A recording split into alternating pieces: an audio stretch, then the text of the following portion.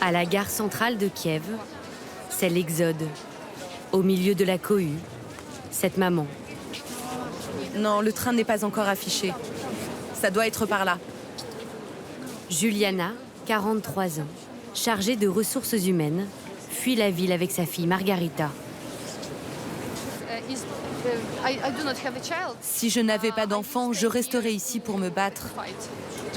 Ma fille, c'est la seule raison pour laquelle je dois partir. Je dois élever ma fille, car elle n'a que 3 ans et demi. Et votre mari, où est-il? Mon mari est à la maison pour l'instant. J'espère tellement que je le reverrai un jour.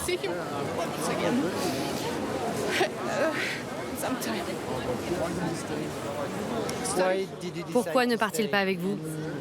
Il voulait rester ici. Il voulait rester ici. Pour défendre? Oui. Aujourd'hui est un jour tellement dur pour moi, car j'ai embrassé mon mari comme si c'était la dernière fois. Et j'ai fait une photo de nous 3 comme si c'était la dernière fois, et c'est juste horrible. J'ai la photo là. Comment s'appelle-t-il? Andrei, c'est un super papa qui adore sa fille. Je veux croire encore que je vais revenir, que c'est juste une épreuve que nous devons traverser, qui nous permet de réaliser à quel point notre amour est important, à quel point c'est bien de s'être rencontrés et à quel point c'est bien d'avoir un enfant ensemble. Oh ma fille, merci.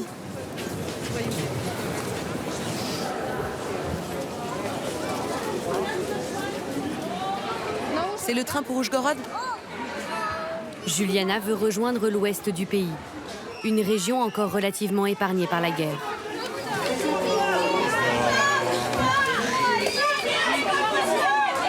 Laissez passer les gens avec les petits-enfants! Qu'est-ce que vous faites? Des wagons, comme les canaux de sauvetage d'un bateau en plein naufrage. Évidemment que je vais laisser passer la dame avec l'enfant. Juliana réussit à monter dans le train, in extremis. Non, non, non, il n'y a plus de place.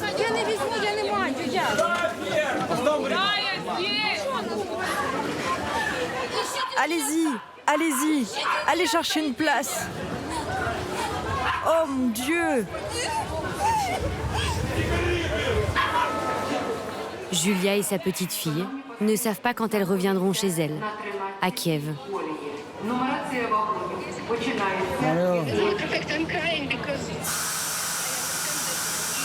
Je pleure parce que je sais que j'ai pris la bonne décision,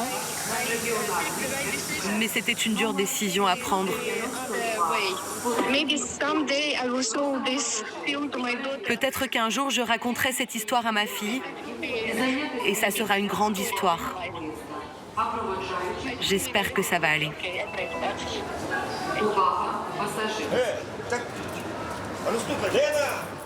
1 300 000 Ukrainiens ont quitté leur foyer depuis le début du conflit. Autour de Kiev, l'étau se resserre. À l'est de la capitale, Kharkiv croule sous les bombes. Au sud, la plus grande centrale nucléaire d'Europe est attaquée par l'armée russe.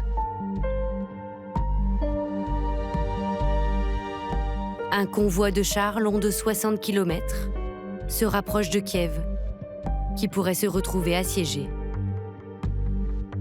Mardi, c'est la tour de télévision qui est touchée, au cœur de la ville.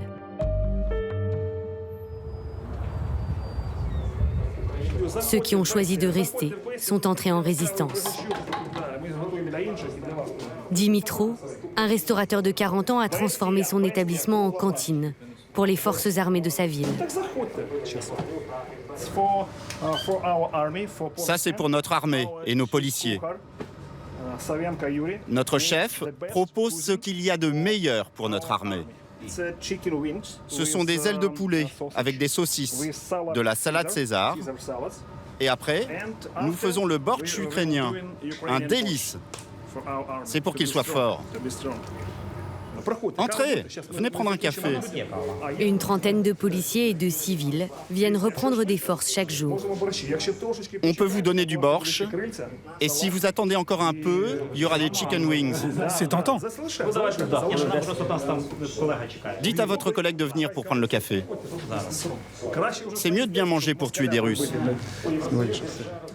Ça fait 5 jours que je dors pas. Dimitro fournit du bortsch aux forces de l'ordre, mais aussi des munitions. Ces bouteilles vides, destinées à devenir des cocktails Molotov. Ces bouteilles, c'est pour nos ennemis russes. Ces fascistes russes. Mais il n'y a pas d'alcool à l'intérieur. Non, l'ennemi n'aura que l'emballage. Ce qu'il y a à l'intérieur, c'est pour nous.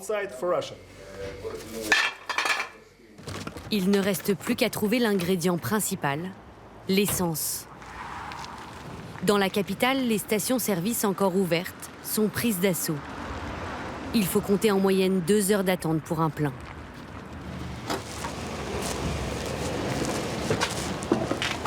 Bonjour, ça vous embête pas si je prends un peu d'essence? C'est pour fabriquer des cocktails Molotov. C'est pas pour ma voiture. Allez-y. Gloire à l'Ukraine.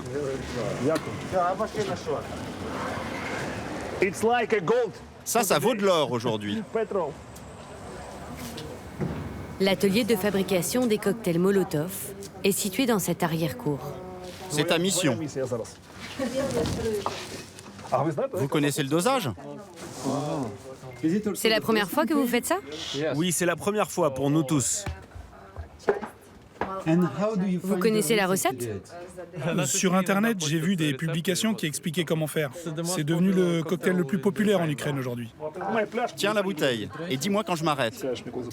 L'état-major ukrainien a diffusé un mode d'emploi afin d'expliquer aux habitants comment viser les chars russes pour les détruire.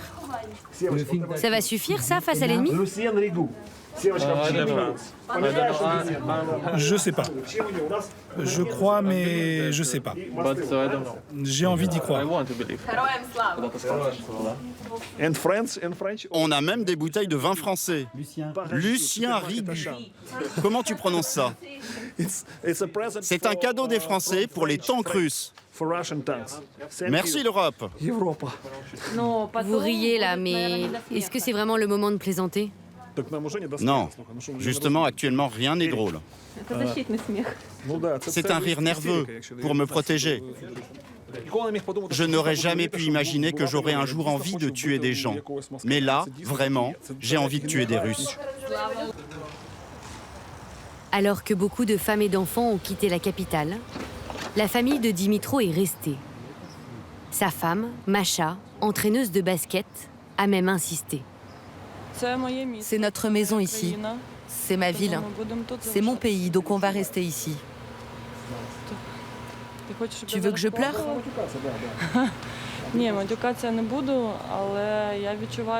J'ai tellement de peine, on m'a volé ma vie. Vous faites quoi, mes chouchous? Leurs 3 fils, Andrei, 15 ans, Danilo, 8 ans et Ivan, 6 ans, ne sont pas sortis depuis 3 jours de l'appartement. On ne peut même plus aller là-bas jouer au foot.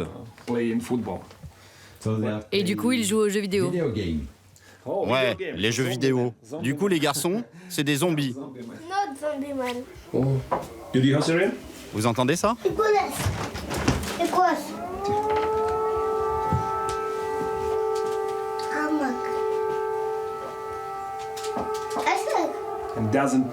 On ne sait pas. Peut-être qu'il y a une bombe qui va nous tomber dessus. Je prie. Mais vous n'allez pas vous mettre à l'abri?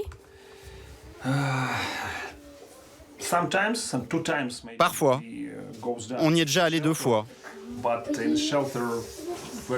Mais il fait froid. Il y a plein de gens. On sait qu'on doit y aller et que c'est pas bien de rester ici.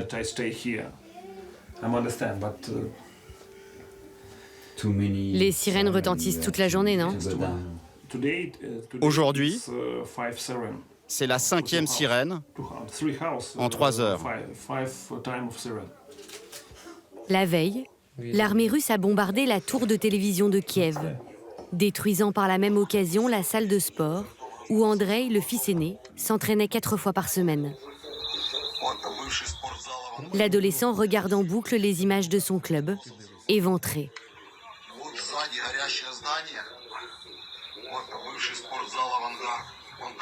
Jusqu'à maintenant, ça ne te touchait pas directement. Là, t'as vraiment pris conscience de la guerre, non? Oui, j'ai pris conscience. De ce qui se passe vraiment. Le frère de Dimitro travaille en Russie depuis des années. Oui, mon frère. Salut mon frère, t'as une minute? Dimitro l'appelle tous les jours pour lui raconter ce qu'il se passe à Kiev. La communication entre les deux frères est parfois tendue. Dis-moi, je suis avec un journaliste français. Si tu ne veux pas parler, tu ne dis rien. Mais si tu as envie, tu peux dire ce que tu penses de la guerre. Dimitro parle en ukrainien, son frère en russe. Je veux pas qu'on donne ni mon nom ni mon prénom, car c'est la merde ici. Je vais lui dire. Je dois te dire, au fond, je suis inquiet parce que ma patrie, c'est l'Ukraine. Je ne comprends pas pourquoi les Russes font ça. Dans quel but? Prends soin de toi. Prends soin de toi aussi et rappelle aux journalistes de ne pas donner mon nom. Bon, ben porte-toi bien. Ok, счасти. It's he manager on good manager. Il est cadre. C'est un bon manager qui travaille dans un grand groupe. Mais il pense comme un Russe, comme un Soviétique. Je sais que tu as des difficultés, mais s'il te plaît, ne dis pas mon nom. Je suis en colère. Les Russes ne pensent qu'à leur petite sécurité, à eux et leur famille. En Ukraine, on a un dicton. On dit « chacun chez soi » et les vaches seront bien gardées.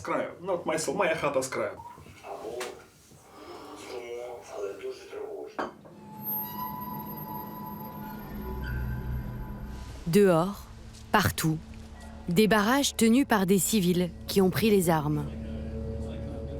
Leur hantise, l'ennemi infiltré. Ce qu'ils appellent les saboteurs. Laissez passer!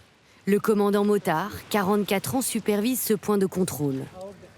Ancien entrepreneur dans le BTP, il s'est engagé dans la défense territoriale il y a 8 ans, lorsque la Russie a envahi la région du Donbass.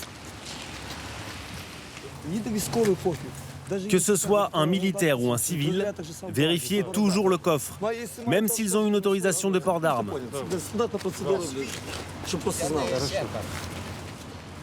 Va prendre la liste des voitures suspectes. Quelle liste? La liste des plaques d'immatriculation des voitures suspectes que tu dois arrêter. Motard est le seul professionnel du checkpoint. Ses camarades, eux, découvrent le maniement des armes.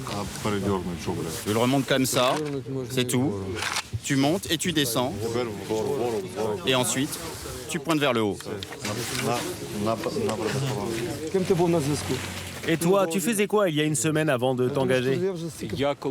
J'ai été conseiller sur les questions économiques du vice-premier ministre et maintenant, j'ai un cabinet de conseil juridique. Tu la sens la différence de situation là?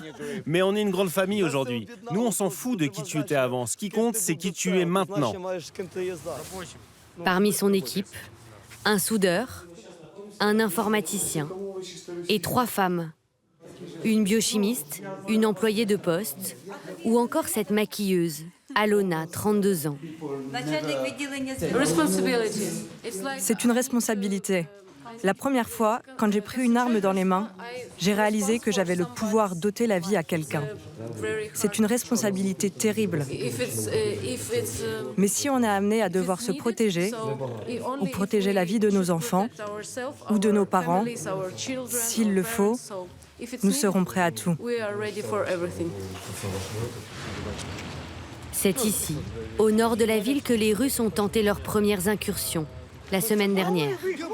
La veille, Sergueï, un artiste clown qui s'est engagé il y a 7 jours, dit avoir arrêté 2 personnes suspectes qui tentaient de passer le checkpoint. En général, ils font semblant d'être des sans-abri ou des mecs bourrés. Soit ils en profitent pour indiquer aux Russes où se trouvent nos checkpoints, soit ils nous espionnent. Les 2 suspects ont été remis à la police. Stop. Il y a des tirs là. Donc là, il faut faire attention, t'as compris? Il faut être vigilant car on ne sait jamais d'où ça peut venir. Cocktail Molotov à portée de main. Et juste à côté, dans un appartement transformé en base arrière, du plus gros calibre, donné par l'armée. Et mon vieux, comment on appelle ça en anglais? Ce sont des roquettes RPG anti-char. Et ça, c'est un casque de l'armée allemande. Des armes de guerre pour des civils souvent inexpérimentés. Bon, comment mettre ces piles? Il faut retirer ça? Mais où les mettre? Il faut qu'on lise la notice.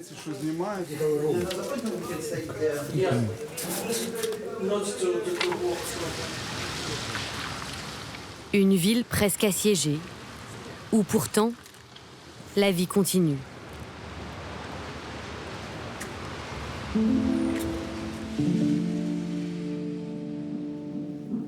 Alessia, 32 ans, est à 3 jours du terme. Elle attend son premier enfant.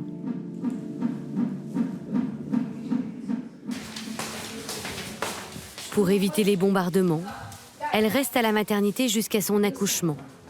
Son mari la rejoindra le jour J. Vous avez été examiné par la chef de service? Oui, la dernière fois qu'elle m'a examinée, c'était il y a quelques jours. Elle m'a dit que c'était pour bientôt.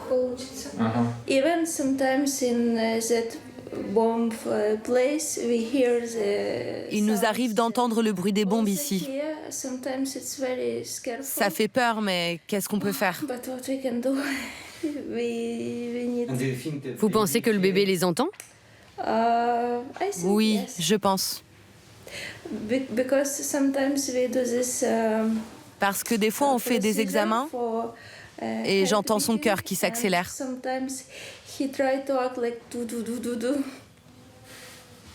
C'est un garçon ou une fille? Un garçon. Comme Alessia, toutes les patientes se sont installées à l'abri, au sous-sol. Les femmes se retrouvent à accoucher dans les couloirs.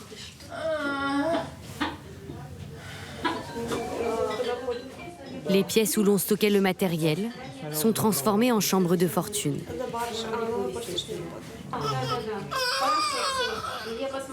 Depuis le début du conflit, 66 bébés sont nés ici. Julia est guide touristique.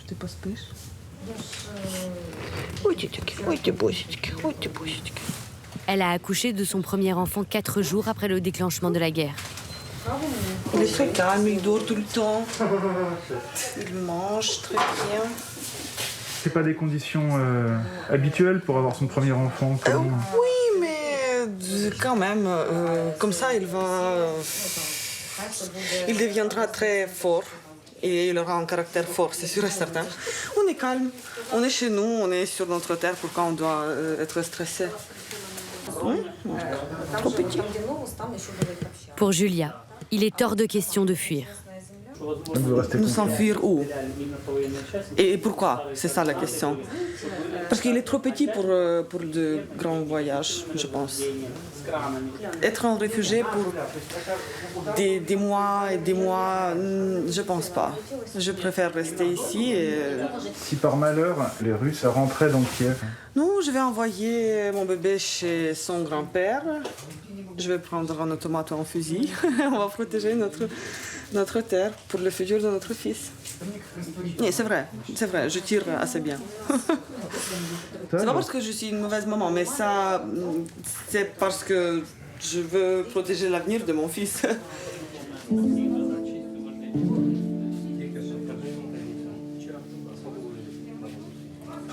La nuit, c'est presque toute la ville qui se réfugie sous terre. Le métro, désormais à l'arrêt, abriterait 15 000 personnes. Certains y vivent en permanence. D'autres se risquent à sortir entre deux alertes. Comme Marc. Алло, ты где уже? Есть осадок на этот счет, поэтому... C'est triste de voir Kiev comme ça. Ну, надеемся, что тут снова будут J'espère que bientôt il y aura à nouveau des poussettes ici, avec des mamans et leurs enfants, et qu'il y aura des couples qui se tiennent la main et qui s'embrassent. Sa ville est méconnaissable, les commerces sont désertés. Здрасте. Как у вас? Bonjour, comment ça va? Bonjour, ça va, merci. Il n'y a personne et tout est vide. Empty shelter. Les rayons sont vides, regardez. You can wash here. We don't have bread. Il n'y a plus de pain, Problem. c'est un problème. We don't have meat. Pas de viande non plus, pas de lait. А когда разобрали сахар? Quand est-ce que les clients ont pris tout le sucre? Ce matin, on en avait encore. Ah d'accord. Du sucre raffiné? Et comment ça se passe avec la livraison du pain? Je viens de les contacter, ils m'ont dit qu'ils livraient qu'au grand supermarché. Alors que Kiev redoute la pénurie, dans les régions épargnées par les combats, on s'organise pour réapprovisionner le pays.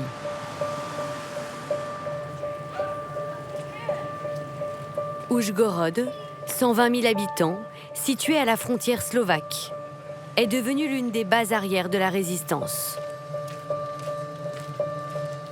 За речами їдьте напряму туди, там вже 4 каміони заїхали, що буде, то беріть собі.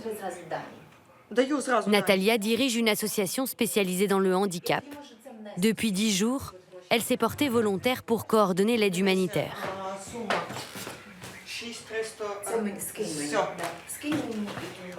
Salut Natalia. Alors voilà la situation. On est en train de récupérer des choses un peu partout en Slovaquie.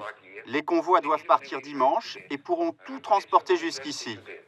Il y a pas mal de choses, mais pas tout ce que tu avais mis sur la liste. Au téléphone, un contact pour obtenir du matériel médical de Slovaquie. І це список можуть вже замовляти на наступний тиждень ще, тобто, Богдан, гроші ми навіть знайдемо за гроші, це не знаю, що це. Якщо ви забираєте. Sa collègue est en ligne avec des Allemands, des particuliers qui ont rempli 5 voitures et 2 fourgonnettes de nourriture et de médicaments. Vous arriverez à quelle frontière? La frontière slovaque? Vous souhaiteriez qu'on vous rejoigne là-bas pour tout récupérer? C'est comme ça que vous voyez les choses? Pour l'instant, surtout des dons de la société civile. Natalia n'a encore rien reçu des ONG occidentales. C'est plutôt ça pour l'instant qui marche le plus efficacement parce que tout ce qui passe par des trucs bureaucratiques, ça va prendre 3 semaines. Les premières livraisons sont arrivées il y a 6 jours, dans cet entrepôt. C'est de la nourriture pour enfants. Ce camion vient d'arriver de Bratislava, en Slovaquie. Des denrées alimentaires, des produits d'hygiène, des médicaments destinés aux civils, triés par des bénévoles. La moitié des stocks sont pour les 60 000 réfugiés de la région. L'autre moitié pour les Ukrainiens restés dans les zones bombardées. Voilà. C'est le camion qui va partir à Lviv et après à Kharkiv. C'est notre rôle d'organiser tout ça parce qu'on est le moins touché, on est privilégié et donc il faut. À Oujgorod, chacun tente à sa façon de participer à l'effort de guerre. Dans le grand parc de la ville, ce café a été transformé en fabrique de cocktails Molotov, qui sont ensuite envoyés au front par le train. C'est un cocktail spécial des Carpates. C'est un cadeau pour les chars russes. Bien le bonjour d'Ukraine. On commence à manquer de polystyrène, maman. On nous a montré comment faire. C'est pas compliqué. On doit juste remplir les bouteilles de polystyrène. Jusqu'à 300 volontaires chaque jour, dirigés d'une main de fer par Yolanda. Qu'est-ce que vous avez ramené là? Des bouteilles? Très bien. Les gars, dépêchez-vous. Venez décharger les bouteilles. Cette responsable des ressources humaines dans une entreprise de bâtiment a réquisitionné la buvette de son frère. Cette bouteille est trop grande, ce ne sera pas pratique pour la jeter, ça va se renverser. Il ne faut pas s'en servir, mettez-la au recyclage. On en a fabriqué 75 000 en 4 jours. Mais vous aviez déjà fabriqué des cocktails Molotov? Non, bien sûr que non, mais j'adore cuisiner, donc tout le monde me dit que j'ai un don pour ça. Yolanda tente de garder le sens de l'humour, malgré la tragédie qui touche son pays.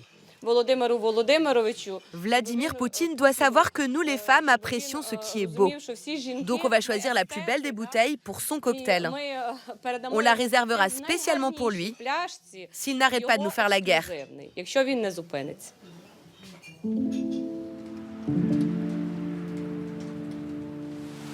Certains étrangers se retrouvent pris malgré eux dans la tourmente de la guerre. À Kiev, le couvre-feu débute dans quelques minutes. Et normalement, en face de toi, tu peux avoir une école. Oui, il y a une école. David et Aurélie, un couple de Belges et leur bébé Enzo, n'ont pas encore rejoint leur abri. Au téléphone, un ami français les guide dans la pénombre. Vas-y, tu fais 74. 74, oui. Oui. 00, dièse, à droite. Ah, dièse, ouais. Au premier étage.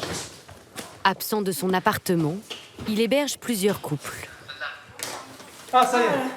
Ah, bonjour. Il y a quelqu'un. Ah, je vous ai fait peur. Ah, mon bébé. Et vous, ça va? La famille belge va passer la nuit avec Julien et Laura, un couple de Français. Super. Eux aussi sont de jeunes parents.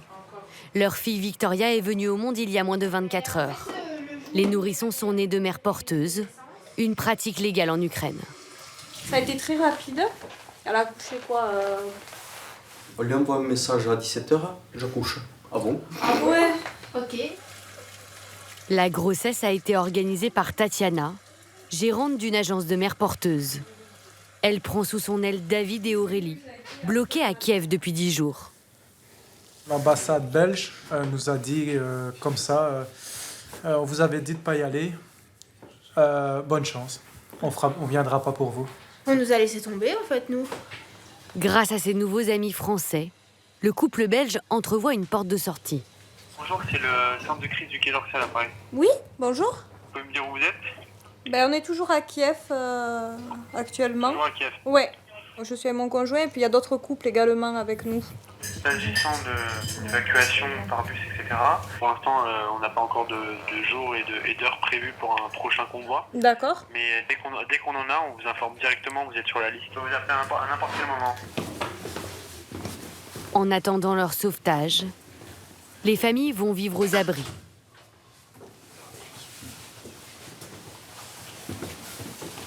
Dans les sous-sols du bâtiment, un ancien lieu de fête, tout confort. Là, c'est la cuisine. Ah, le micro-ondes. Le frigo qui est là.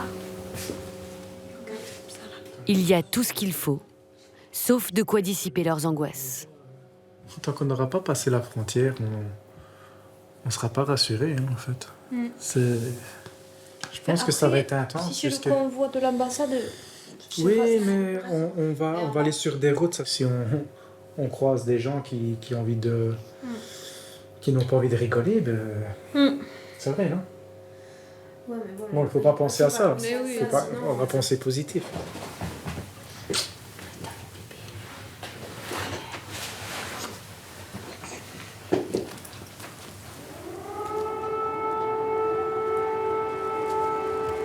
Le lendemain matin, le compte à rebours est enclenché pour Tatiana. Ces sirènes, ça me fait peur. Très peur. La nouvelle est tombée dans la nuit. L'évacuation des familles se fera dans 3 heures. Il y a presque personne dans les rues. Ça me rappelle Tchernobyl.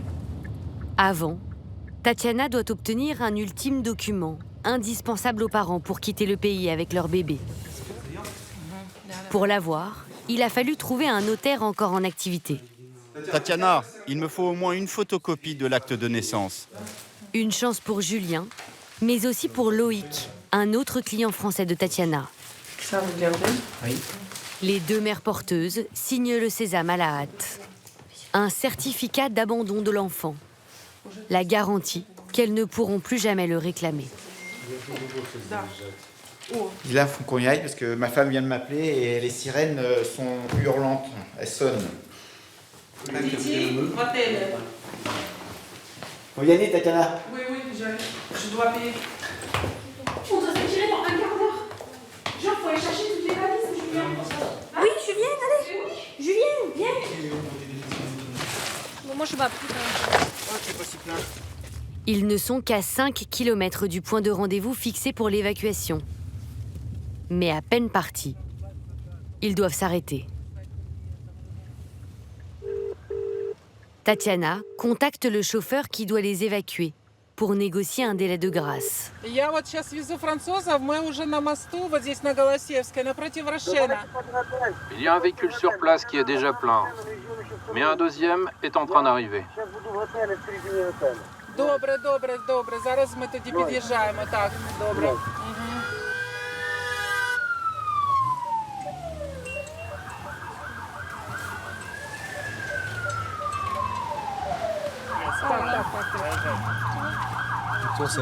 dans un film. Quelques minutes plus tard, ils parviennent enfin au point de rendez-vous. Leur convoi se résume à 2 petits vans et les jeunes parents ne sont pas seuls. Je sais pas comment on va faire. Avec 2 bus allés pour 30 personnes et il y a un monde fou qui arrive. Зачекайте, будь ласка, посадіть з малими дітьми. Qui a des enfants? Будь ласка, ось. Soyez calmes, il y a des enfants. Il faut qu'elles sortent, les dames. Mesdames, il faut sortir. Non, je ne sors pas parce que j'ai un passeport français. Mais et nous, vous croyez quoi, qu'on n'a pas de passeport français? Je suis avec ma mère. Ah, j'ai qui est tombée. Там же 46 человек. Они же сказали, французы, стойте здесь. Туда пошло 46 человек. Il y a une place à côté de... Non, c'est plein. Non, c'est plein. Il y a... faut que tu viennes à côté de moi. Oui, je m'assois. Tu viens à côté de moi.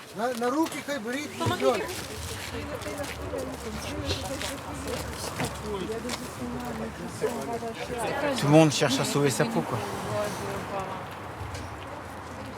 Tatiana, qui va suivre le convoi jusqu'en Pologne avec sa voiture, tente d'embarquer un maximum de monde. Садитесь здесь, а бабушка сзади. И ребенок сзади. Protège mes enfants. Protège mes enfants.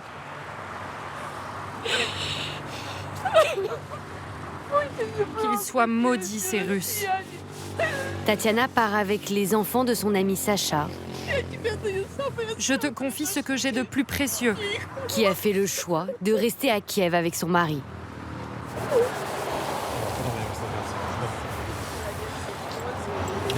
Je t'aime. Le convoi devrait arriver ce soir à Lviv, près de la frontière polonaise.